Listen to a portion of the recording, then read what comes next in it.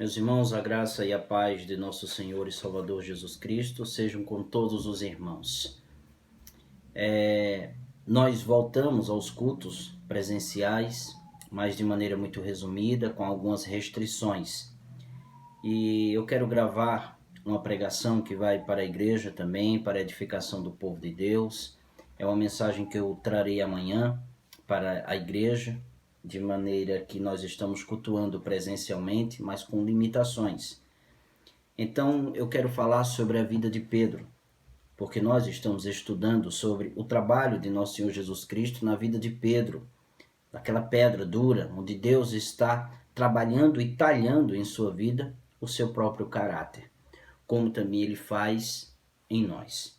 Então eu desejo que Deus abençoe os irmãos com sua palavra, edifique, nos traga crescimento e que Deus possa também curar os irmãos, abençoar os irmãos, proteger os irmãos. Vamos continuar em oração para que Deus possa abençoar. O texto nosso encontra-se em Lucas capítulo 22, será do verso 60 ao de número 62. E eu quero, como tema, trazer para vocês o caminho da queda. Para que a gente caia, há passos que nós damos anteriormente que nos leva exatamente ao tombo, à queda, a naufragar. Então o texto diz assim, a partir do verso 60, capítulo 22, mas Pedro insistiu, homem, não sei do que você está falando. E logo, enquanto Pedro ainda falava, o galo cantou. Então o Senhor voltou-se e fixou os olhos em Pedro. E Pedro se lembrou da palavra do Senhor, como lhe tinha dito, hoje, antes que o galo cante, você me negará 3 vezes. E Pedro, saindo dali, chorou amargamente.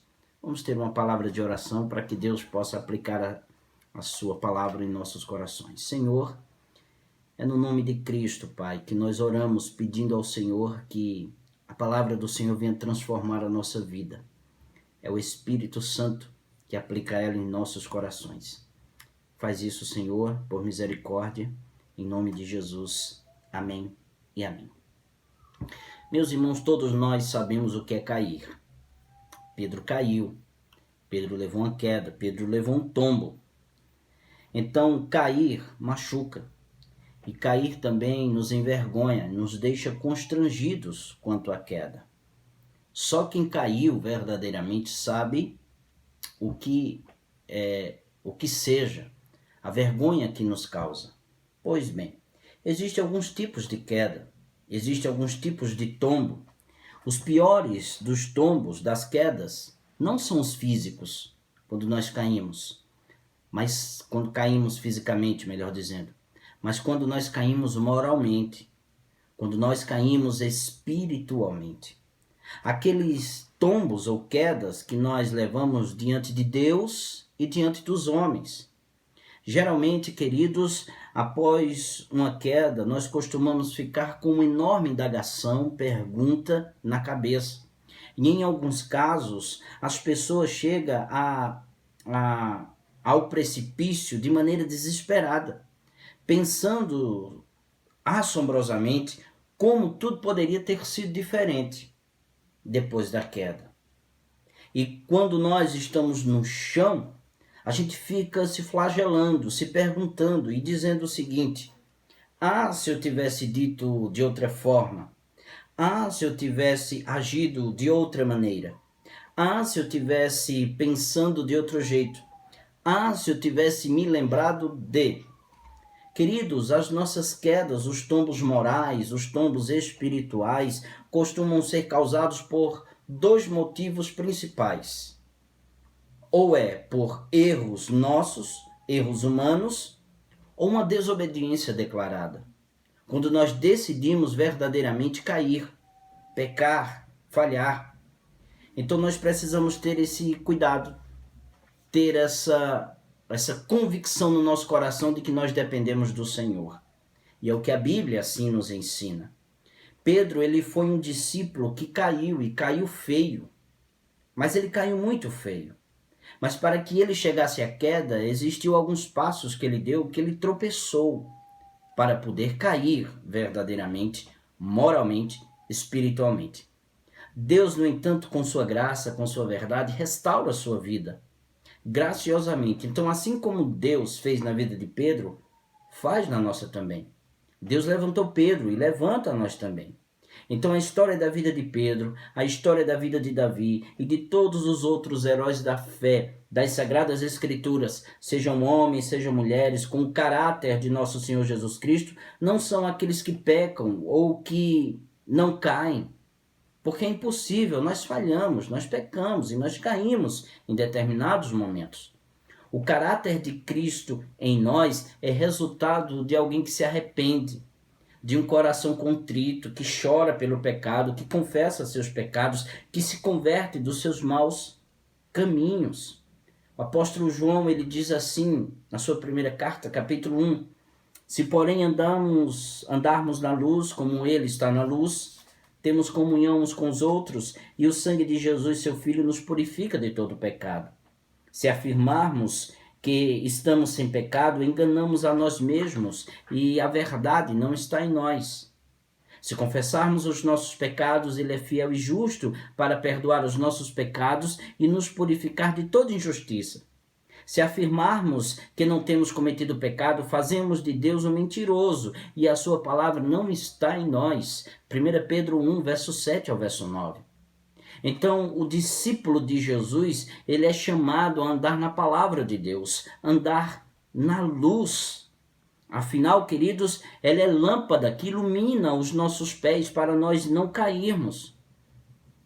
Porém, queridos, mesmo andando na luz, nossa natureza contaminada pelas nossas inclinações e os nossos erros, muitas vezes nós nos deparamos no chão, caído, ou dando tombos, quedas, para que caia verdadeiramente. Então o sangue de Jesus vem se nós confessarmos os nossos pecados.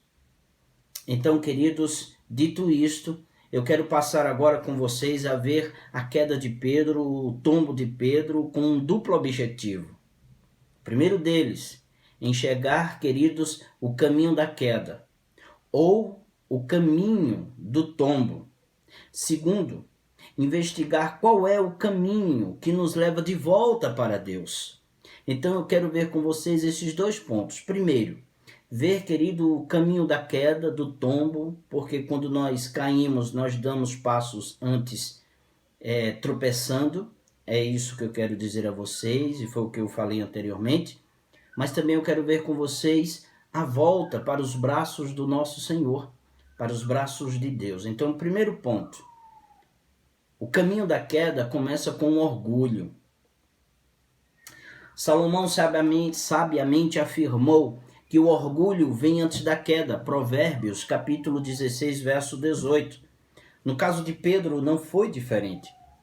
Esse discípulo do Senhor, inclusive Pedro, ou melhor dizendo, os discípulos do Senhor, inclusive Pedro, pelo caminho com Jesus, vejam bem, discutem entre si sobre qual deles era considerado o maior. Capítulo 22, verso 24, diz assim: houve também entre eles uma discussão sobre qual deles parecia ser o maior. Cheio de orgulho. Então Jesus vem e os repreende, ensinando que o reino de Deus, o maior, ou no reino de Deus, o maior não é quem tem servos ou quem é servido, mas o maior é quem está servindo. O grande benefício do reino não é quem recebe aplausos dos homens, mas quem come na mesa do Rei, de nosso Senhor e Salvador Jesus Cristo. Então, tendo Jesus repreendido seus discípulos com a verdade, exorta a Pedro sobre a grande batalha que está inserido. Verso 31 e 32 do capítulo 22 diz assim: Simão, Simão, Satanás pediu vocês para peneirá-los como trigo, mas eu orei por você, para que a sua fé não desfaleça, e quando você se converter, fortaleça os seus irmãos. Pedro, queridos, no entanto, revela o que está em seu coração. O que está no coração de Pedro é orgulho, o que está no coração de Pedro é vaidade, o que está no coração de Pedro é presunção, o sentimento de que ele era maior do que todos e, como tal, queridos, ele não precisava da ajuda de ninguém, nem mesmo da de Deus. Jesus então retruca ele e diz assim: Pedro, Pedro, esse seu orgulho colocou você no caminho da queda.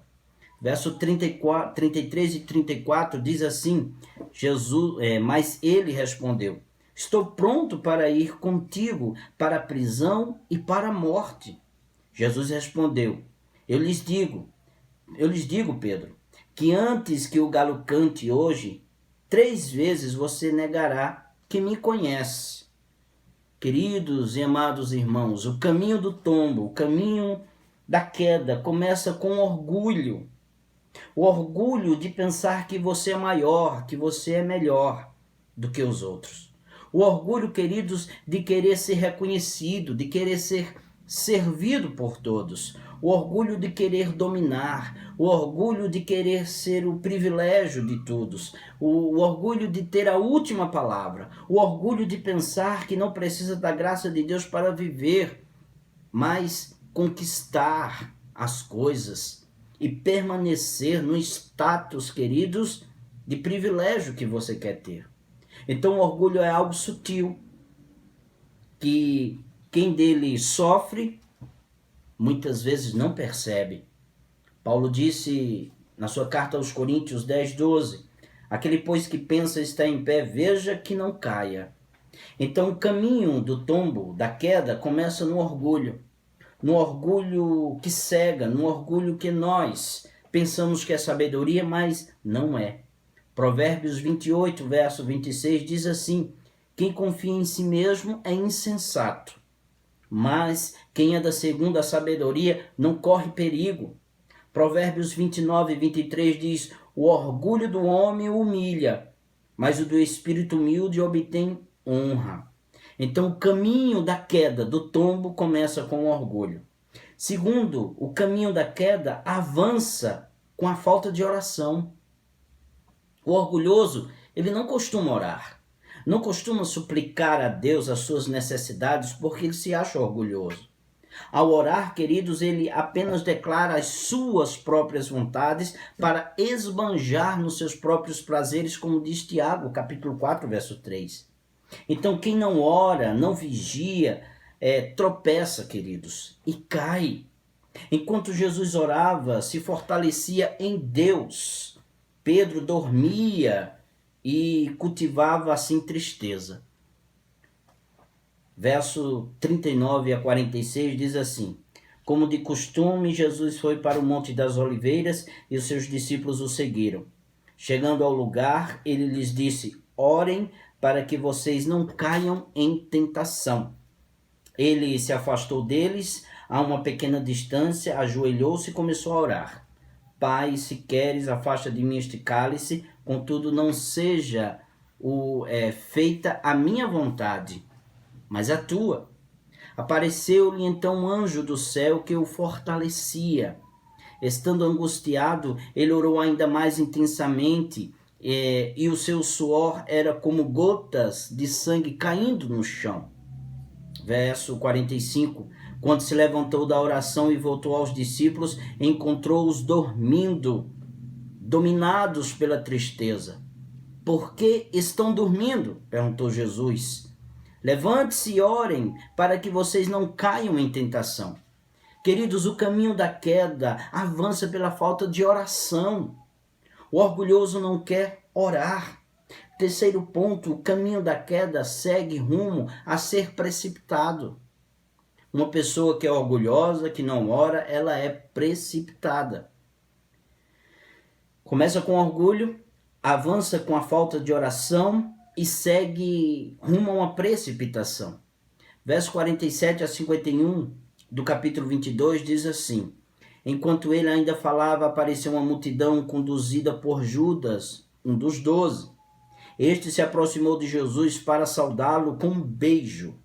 Mas Jesus lhes perguntou: Judas, com um beijo você está traindo o Filho do Homem?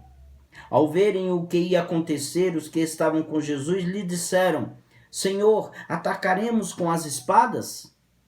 E um deles feriu o servo do sumo sacerdote, que foi Pedro, decepando-lhe a orelha direita.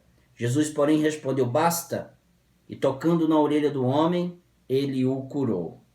É verdade que Jesus havia, no verso 36 e 38, falado para os seus discípulos para a necessidade de ter uma espada, uma arma. Está no verso 36 e 38. Mas a arma, porém, não era para matar um ser humano. As armas aqui era se necessário defender-se de animais ferozes ou caçar para comer. Pedro, porém, orgulhoso e sem vigiar em oração, queridos, precipita-se para ferir o ser humano.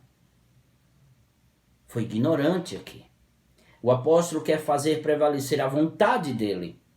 Ele perdeu sintonia com o coração de Deus. Não confia na soberania do Senhor. De tudo que estava acontecendo era da vontade do Senhor. Se assim ele tivesse orado e não tivesse cheio de orgulho. Então, queridos, o caminho da queda segue o caminho da precipitação. Nós muitas vezes somos precipitados.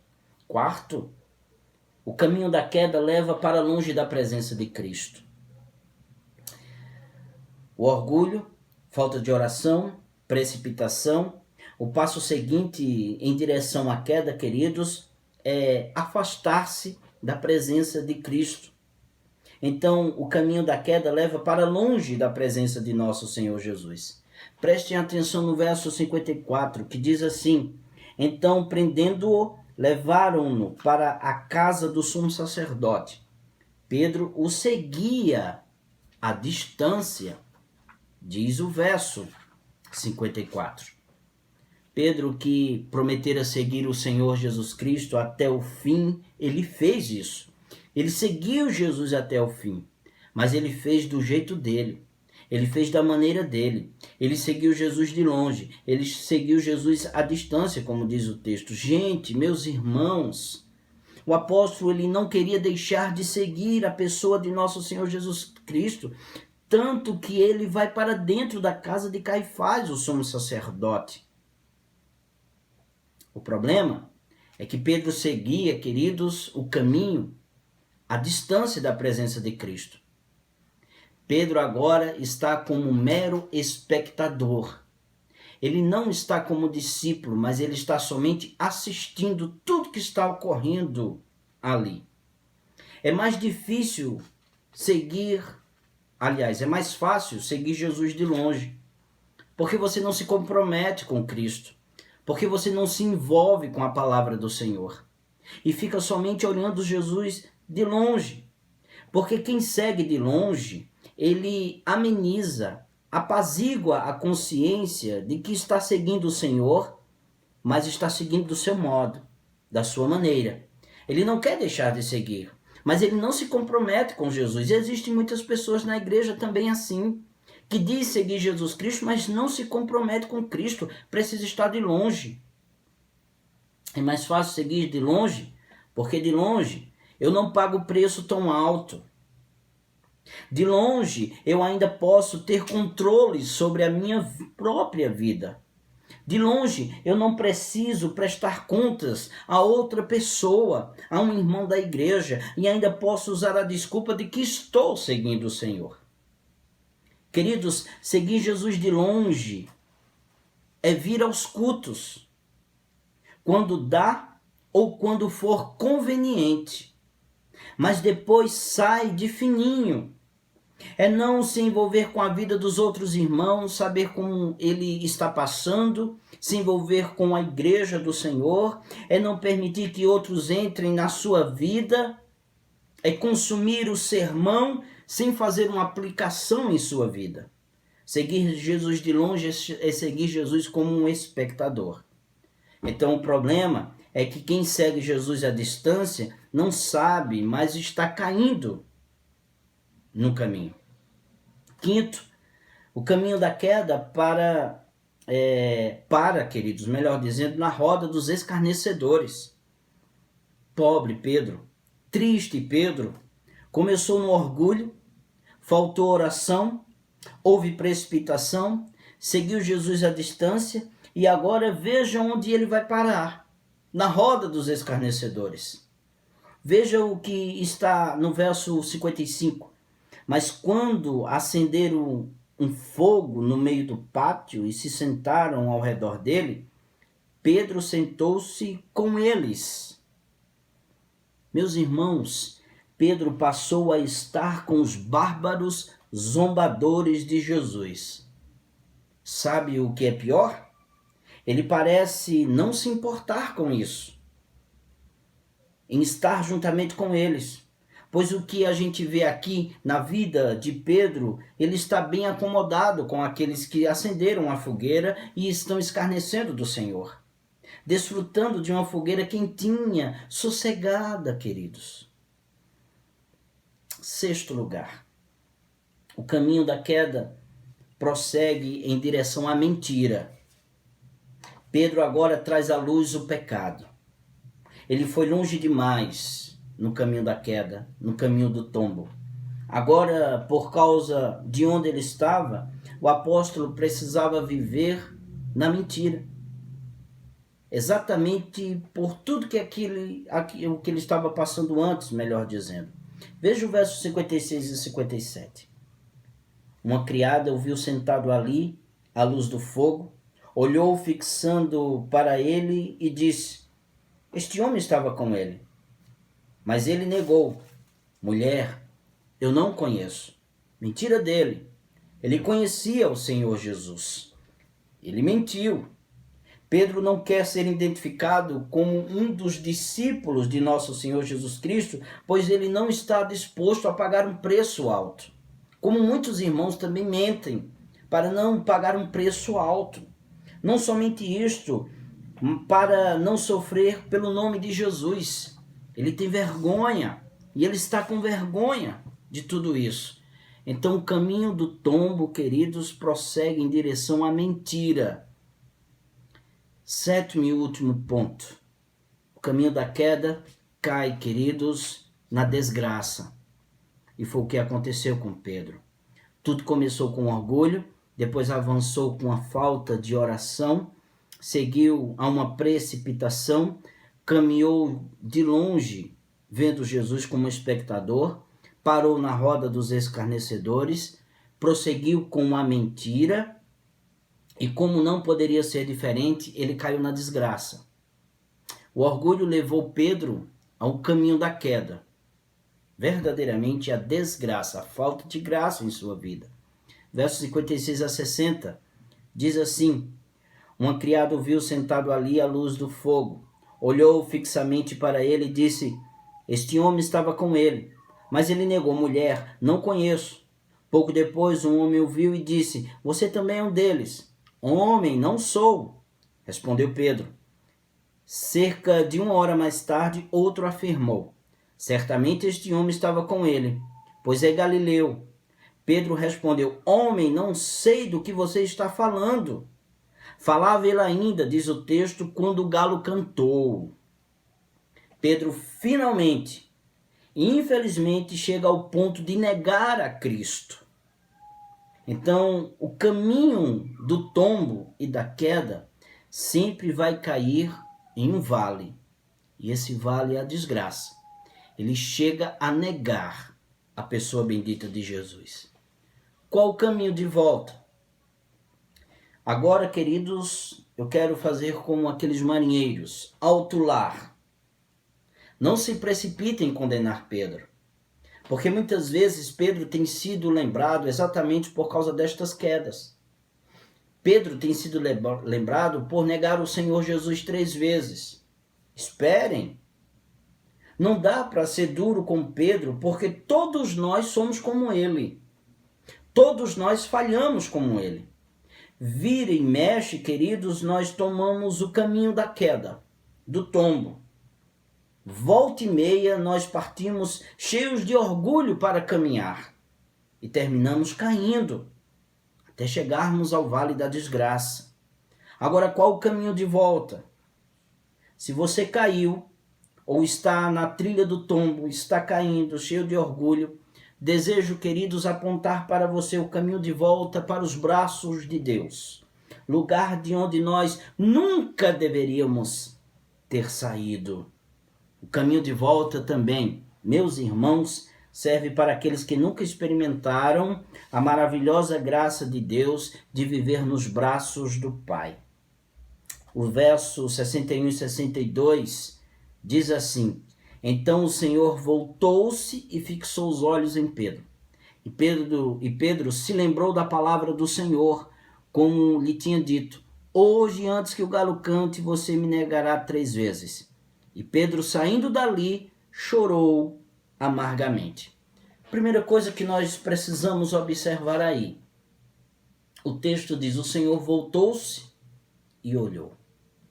Quem voltou? O Senhor. Meus queridos e amados irmãos, se não for o Senhor em nossa vida, nós viveremos na desgraça.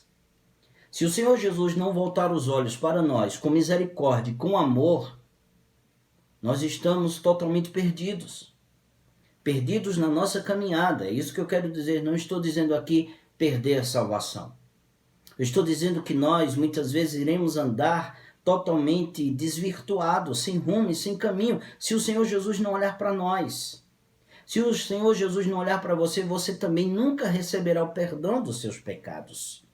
É Deus que vem até nós. Qual é o caminho de volta? Meus queridos e amados irmãos, prestemos atenção.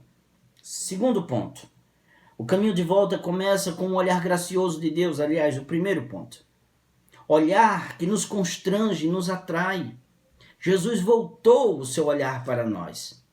Aquele olhar penetrante que revela verdadeiramente aquilo que nós somos, pecadores, falhos, e que há um Deus cheio de misericórdia. Aquele olhar que inspira, cheio de compaixão. Olhar que nos faz descobrir, queridos, que Deus não tem prazer na perdição do ímpio. Pode ser que neste momento Ele esteja olhando graciosamente para você e quer que você deposite sua fé nele. Segundo ponto, caminho de volta para os braços de Deus, o nosso Pai, através de Cristo, é que o caminho de volta segue a lembrança da palavra de Deus. Assim como Pedro se lembrou da palavra de Cristo que ele tinha dito, porque o texto diz isso, veja, e Pedro se lembrou da palavra do Senhor.